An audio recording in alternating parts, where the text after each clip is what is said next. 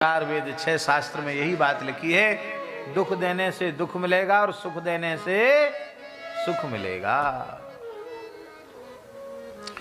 तो ऐसे बेचारे जीव, उनकी शुद्धि कैसे हो? हे भगवान, जो कल्याणकारी साधनों में सबसे श्रेष्ठ हो, जो पवित्रों को भी पवित्र बनाने वाला हो और श्री कृष्ण की शाश्वत प्राप्ति का साधन हो, उस साधन का उपदेश हमें करें। देखो, भगवान की प्राप्ति दो प्रकार की होती है, एक भगवत प्राप्ति और एक भगवान की शाश्वत प्राप्ति। क्या? एक तो केवल भगवत प्राप्ति और एक शाश्वत भगवत प्राप्ति।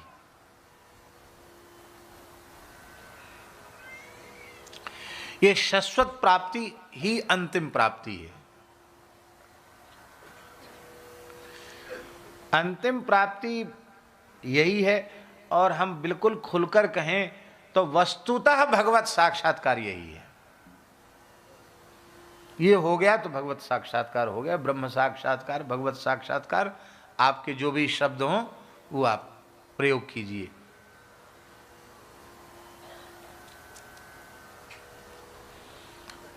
हमारे यहां भगवान की प्राप्ति के कई प्रकार बताए गए हैं। एक प्राप्ति है भगवान की स्वाप्न प्राप्ति, स्वप्न में भगवान की प्राप्ति। क्या?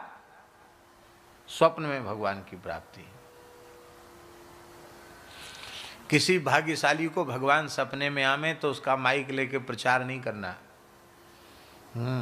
कोई पूछे न पूछे बताने लग जाओ, करे हमको तो भगवान सपने में आए थे, भगवान ये बोले, भगवान वो बोले। पहले तो शायद एक आध बार सच्ची बात कहो, बाद में दिखेगा तो कुछ नहीं, अनुभव भी लुप्त हो जाएगा। फिर कई बार ऐसा भी होता है कि लोग हमको अच्छा माने, भक्त माने, ज्ञानी माने, अनुभवी माने, तो लोग अनुभव गढ़ भी लिया करते हैं। महाराज जी, अनुभव गढ़ भी लिया करते हैं, पर गढ़े गढ़ाए अनुभव वे हमारे जैसे अज्ञानी जीवों के सामने तो काम कर जाएंगे, पर जो भगवत प्राप्त पुरुष होते हैं उनके सामने झूठ चलने वाला नहीं है। वहाँ तो वो सब दिखता है उनको, झूठ उठ नहीं चलेगा उनके सामने।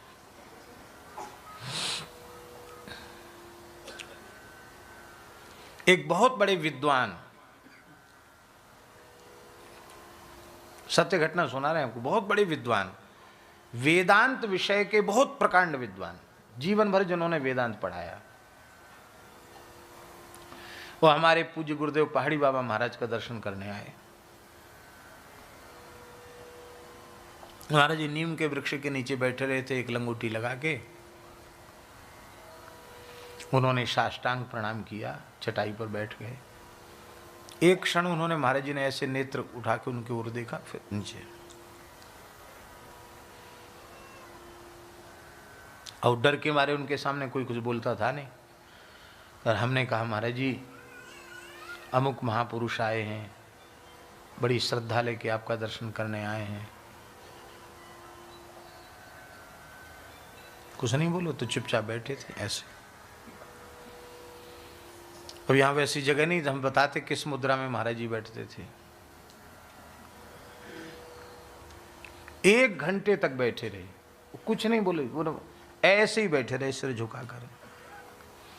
उस समय पूज्य मिश्री जी गुरु जी भी वहीं बैठे थे, उनको भी ठीक नहीं लगा कि महाराज जी कुछ नहीं बोल रहे। सब शांत सुन्न एकदम सब चुप बैठे रहे। अंत में उन्होंने कहा कि जहां हम रुके हुए हैं वहां गेट बंद हो जाएगा, मैं अब चलूं। तो हमने उनको प्रसाद दिया और उनको गेट तक विदा करने गए।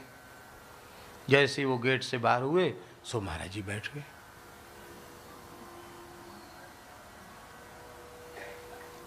और सीधे शब्दों में उन्होंने कहा, वेदांत पढ़ने पढ़ाने से, उपदेश देने से क्या लाभ है? जीवन में पवित्रता नहीं आई। कंचन कामनी में मन जाता है, स्त्री में मन फंसा हुआ है, और कहते वेदांत के विद्वान, भाड़ में जाए ऐसा वेदांत। तो ऐसे बोलते थे, भाड़ में जाए ऐसा वेदांत। ये उन्होंने टिप्पणी की।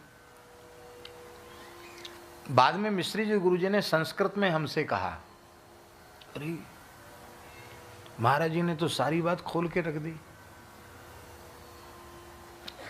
ये अमुक महानुभाव जो इतने बड़े विद्वान हैं, वो तो एक स्त्री में आसक्त हैं, इस तरह से बात महाराज जी को कैसे पता चल गई?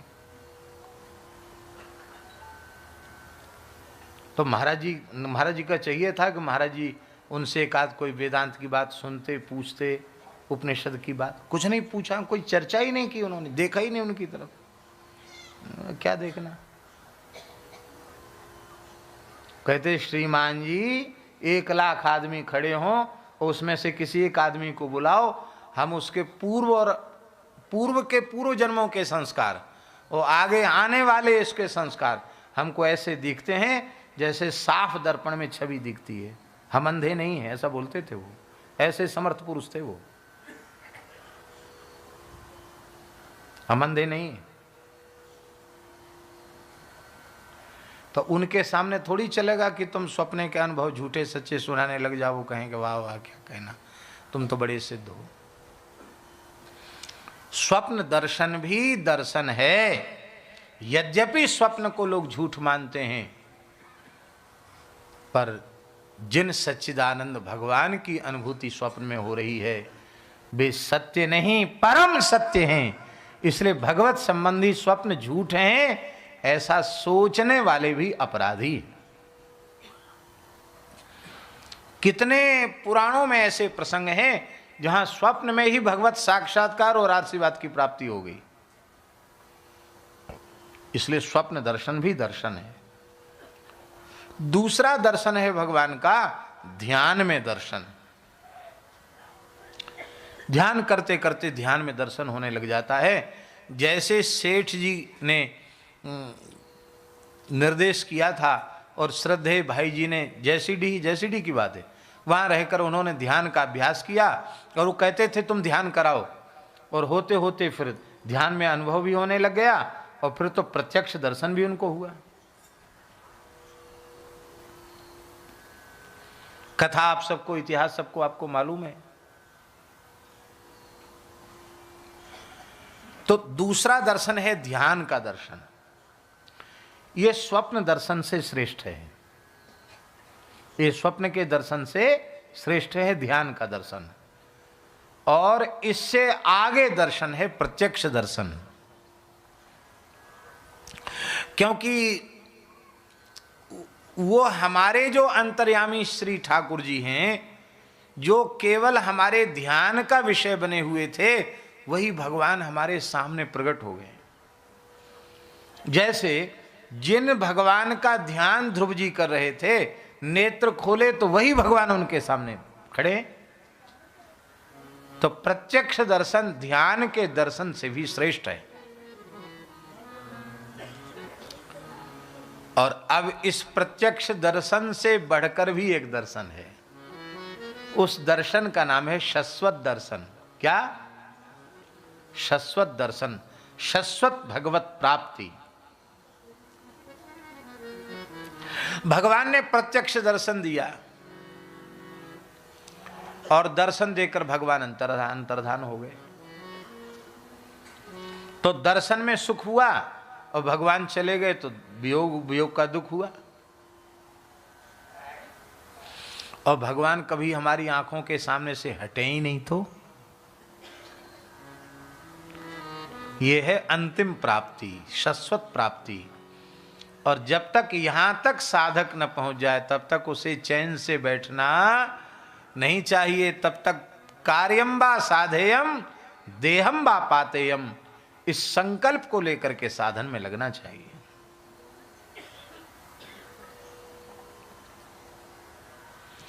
श्रीमद् भागवत की कथा वह साधन है जो श्री कृष्ण की शाश्वत प्राप्ति है। भागवत जी की कथा सुनकर ऐसी दृष्टि प्राप्त हो जाती है कि फिर श्री कृष्ण नजर से हटते ही नहीं। श्री राधा बाबा ने भावना से गिरिराज जी विराजमान किए गीता वाटिका में। गिरिराज जी तो गिरिराज जी में है, पर एक भावना करके कि इतनी जगह ये गिरिराज जी है और इतना करने पर पूरी परिक्रमा हो जाएगी, सब उन्होंने निश्चय किया और नित्य करते थे। और एक काला नाग वो आया परिक्रमा के रास्ते में पड़ा था। अब बाबा लांग के कैसे जाएं? तो बाबा ने धीरे से उसको इशारा किया हटाने के लिए। वो तो महाराज यूं हो गया, फां फां करने लग गया।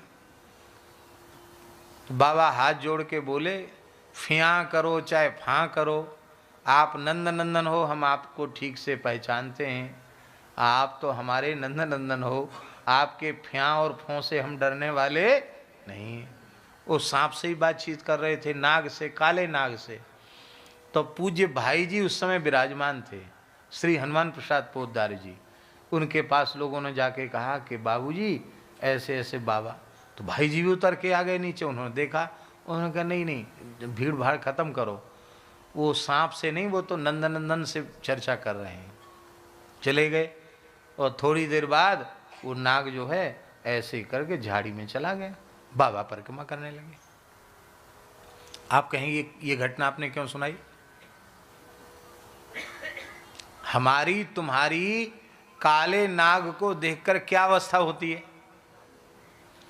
पर बाबा को न भय है, ना कोई घबराहट है, कुछ नहीं है। वो तो हंस रहे हैं, मुस्कुरा रहे हैं, उससे भी बातचीत कर रहे हैं। क्यों? ये शाश्वत प्राप्ति है। सर्व पदार्थों में भगवान का अनुभव करना, सर्वत्र भगवान का अनुभव करना, यही है अंतिम प्राप्ति भगवान की। आमेर की महारानी रत्नावती, उसको मारने का षड्यंत्र किया उसके जेठ ने और उसके पति ने। मान सिंह माधव सिंह वहां के राजा थे, और नरभक्षी भूखे शेर को रानी के महल की ओर भेज दिया। और रानी अपने ठाकुर जी का श्रृंगार कर रही थी, चंदन श्रृंगार। दासी ने कहा, शेर दहाड़ते हुए आया। दासी ने कहा, रानी जी सिंह आया है, अर्थात स्वयं अपनी सुरक्षा का उपाय कर लो। महारानी रत्नावती ने ऐसी देखा सिंह की ओर, और ऐसे हाथ करके कहा, अहो नृसिंह जी पधारे हैं। जैसे प्रहलाद जी पर कृपा करने के लिए नरसिंह भगवान आए थे, आज नरसिंह भगवान मेरे ऊपर कृपा करके दर्शन देने आए हैं। जैसे ही रानी के मुंह से निकला, नरसिंह जी पधारे हैं, वो शेर जो नरभक्षी शेर था वो पूंछ हिलाने लग गया। महारानी ने प्रणाम किया, वो जीभ से चाटने लग गया। वो चाटा ही नहीं, महारानी ने मस्तक पर सुंदर चंदन का रोली का तिलक लगाया, पुष्प की माला पहनाई, और उसको ठाकुर जी का प्रसाद प्रदान किया, नैवेद्य भोग भी लगाया, आरती भी करी, और शेर ने पंजा रखकर आशीर्वाद दिया सिर पे। वो शेर था ही नहीं, वो तो नृसिंह भगवान हो गए। वस्तुतः तो शेर था, पर रानी को शेर न दिखाई पड़ के नृसिंह दिखाई पड़ रहे हैं। तो भगवान सर्वगत सर्वरूप सर्वमय है, सिंह में ही नृसिंह का प्राकट्य हो गया। अरे खंभ में नृसिंह प्रकट हो सकते हैं, तो सिंह में नृसिंह क्यों प्रकट नहीं हो सकते? और मान सिंह माधव सिंह वहीं से दूरबीन लगा के देख रहे थे अपने महल से, किले से। उनके तो रोंगटे खड़े हो गए कि ये क्या, 6-7 दिन का भूखा शेर, नरभक्षी शेर, और वो तो महाराज चाट रहा है, सूंघ रहा है और सेवा पूजा स्वीकार कर रहा है। महारानी आरती भी कर रही है, और वहां से शेर ने पैतड़ा बदला, गुर्राया शेर, और जितने षड्यंत्रकारी थे, जितने विरोधी थे, एक को भी जीवित नहीं छोड़ा, उसने सबको मार डाला। और मान सिंह माधव सिंह को तो इसलिए छोड़ दिया कि ये भक्ता का पति है, भक्त संबंध से छोड़ दिया। और मान सिंह को इसलिए छोड़ दिया कि ये भक्ता का जेठ है, इसलिए छोड़ दिया। पर दोनों की कुर्सी उलट दी महाराज। वो सिंहासन आसन पर बैठे थे ना, तो ऐसे थप्पड़ लगाया कि वो उलट दिया उनका आसन। मानो ये कह दिया कि तुम 1 मिनट के नहीं हो, बड़े वीर बनते हो, हम 1 मिनट में तुम्हारी कुर्सी उल्टी कर देंगे। और शेर तो चला गया। और ये बोले, भाई महारानी तो बड़ी भक्ता है, चलो दंडोत प्रणाम करके आवें। तो पति और जेठ दोनों ही साष्टांग लौटकर प्रणाम कर रहे हैं कि तुम्हारी भक्ति सच्ची है, अब हमारे अपराध को क्षमा करो, अब हम तुम्हारे भजन में कोई बाधा नहीं करेंगे, हमें एक बार क्षमा कर दो। महारानी ने नहीं देखा उनकी ओर, वो अपने ठाकुर जी की सेवा में लगी है। दासी ने करे महाराज प्रणाम कर रहे हैं। तब उन्होंने कहा ये तो लाल जी का दरबार है, यहाँ राजा रंक का भेद कहा, यहाँ तो भगवान को सब प्रणाम करते हैं, ये प्रणाम कर रहे हैं तो इसमें क्या विशेषता हो गई। बोले ये रो रहे हैं, इनकी ओर एक बार देख तो लो। रत्नावती ने कहा एक और ये लगाए हैं, इन आँखों को ठाकुर जी की तरफ लगाया है, अब इन आँखों से संसार पति पुत्र आदि नहीं देखने हैं। ये है अंतिम प्राप्ति। तुलसीदास जी को अंतिम प्राप्ति हुई।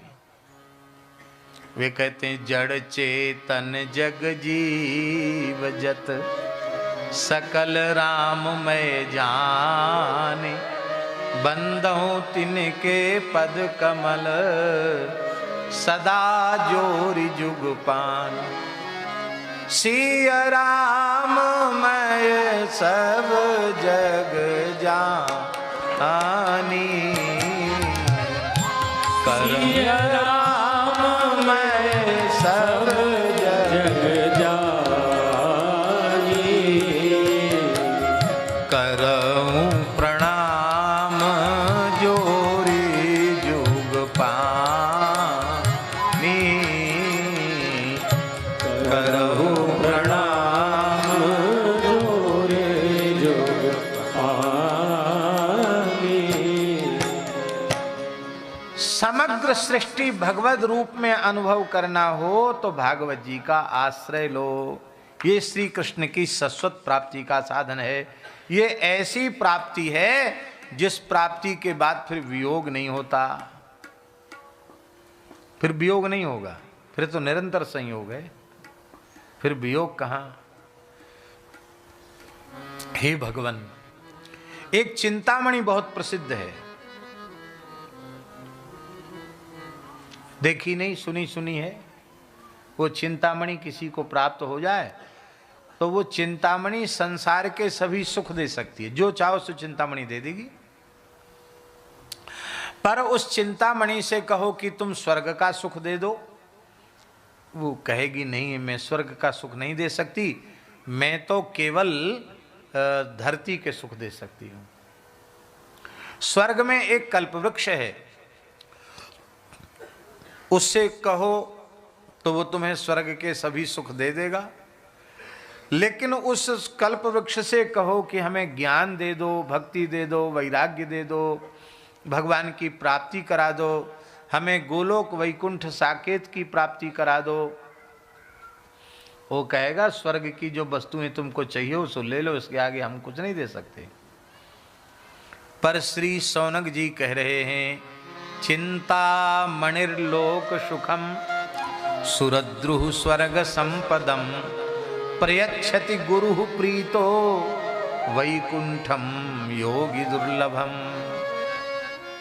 चिंतामणि संसार के सुख दे सकती है, कल्प वृक्ष स्वर्ग के सुख दे सकता है, किंतु सद्गुरु प्रसन्न हो जाएं तो योगी दुर्लभ वैकुंठ को वे प्रदान कर देते हैं।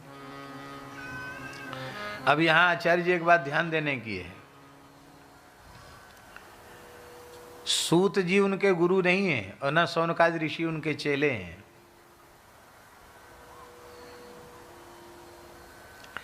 फिर गुरु रूप में उनका स्तवन क्यों किया जा रहा है? उसका तात्पर्य है जो भी भगवत भक्ति का उपदेश करता है वही गुरु है।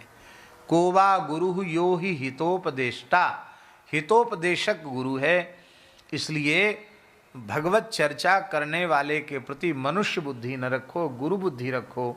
यही प्रेरणा देने के लिए ये बात कही जा रही है, क्योंकि जहाँ कहीं कोई अच्छी बात हमारे सुनने में आती है उस अच्छी बात का प्रकाशक गुरु तत्व ही होता है। सामने ब्रह्मचारी जी विराजे हैं। गीता वाटिका में परम श्रद्धेय पूज्य श्री रामचंद्र दास डोंगरे जी डोंगरे जी की कथा हुई। और पहले तो आप व्यवस्था में रहते थे पूरी, और कथा के समय पहले से कह दिया भाई हम कुछ नहीं करें, हम कथा सुनेंगे। हाँ ठीक है, आपको अवकाश दिया जाता है, आप कथा सुनिए। यही कथा सुनी इन्होंने, नियम पूर्वक श्रद्धा पूर्वक कथा सुनी। और जब आखिरी दिन था कथा का, तो श्री डोंगरे जी महाराज ने एक बात कही। उन्होंने कहा कि देखो, श्रीमद् भागवत का श्रवण करने के बाद यदि जीव का परम कल्याण नहीं हुआ, उसे शरीर संसार से वैराग्य नहीं हुआ, भगवान के चरणों में अनुराग नहीं हुआ, उसके जीवन में परिवर्तन नहीं आया, तो ये पक्का समझ लेना कि या तो कहने वाले की कमी है या सुनने वाले की कमी है। भागवत जी तो साक्षात श्री कृष्ण का वांग्मय विग्रह है, भागवत जी में कहीं कमी नहीं। ये बात किसने कही? श्री डोंगरे जी ने। आप प्रमाण हैं, आपको ये बात लग गई, आप सोचने लगे कि कहने वाला तो परम वीतराग निर्लोभ वक्ता है। श्री डोंगरे जी का जीवन बहुत पवित्र था, बड़े दिव्य महात्मा महापुरुष थे। वस्तुतः व्यास पीठ की शोभा ऐसे ही वीतराग महापुरुषों से होती है, वैसे महापुरुष थे वो।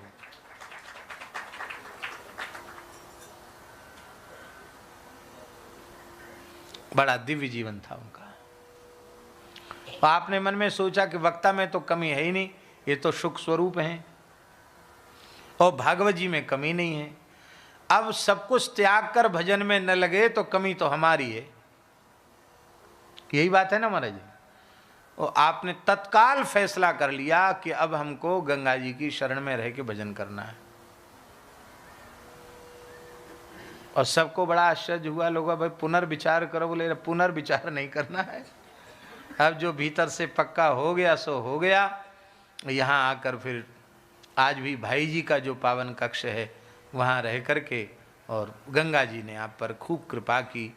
गंगा जी की अपार कृपा है।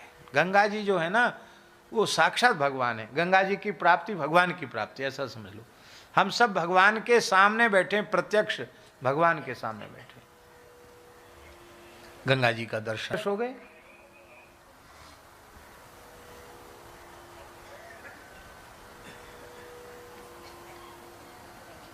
सैंतीस 38 वर्ष हो गए।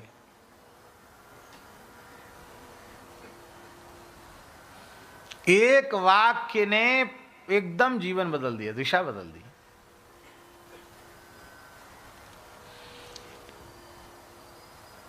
मरने के बाद तो भले ही लोग अपनी भावना से लिख देते स्वर्गीय या स्वर्गवासी, लेकिन भगवान जाने कि मरने के बाद स्वर्गवासी हुआ कि नरकवासी हुआ कि किस योनि में चला गया, तो राम जी जाने, किसी को कोई ठिकाना नहीं है। लेकिन जीते जी गंगा जी के तट पे निवास मिल गया तो समझना मरने के बाद नहीं, जीते जी वैकुंठ मिल गया। तब तट निकटे यस्य निवासः खलु वैकुंठे तस्य ही वासः। देवेश्वरेश्वरी भगवती गंगे त्रिभुवन तारण तरल तरंगे। सुरवनितामिव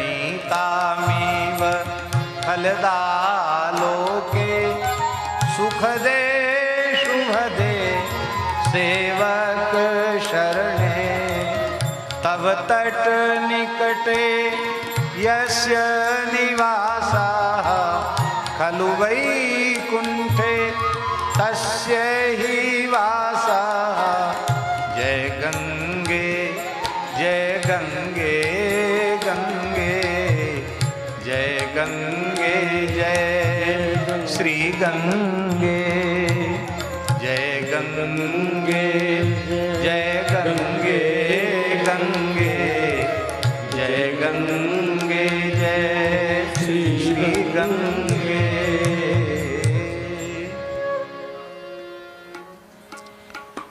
भगवान की प्राप्ति में वियोग का भय नहीं होना चाहिए, और वो वियोग का भय नहीं रह जाता है। भागवत की कथा सुनने के बाद सब में भगवान दिखने लग जाएंगे।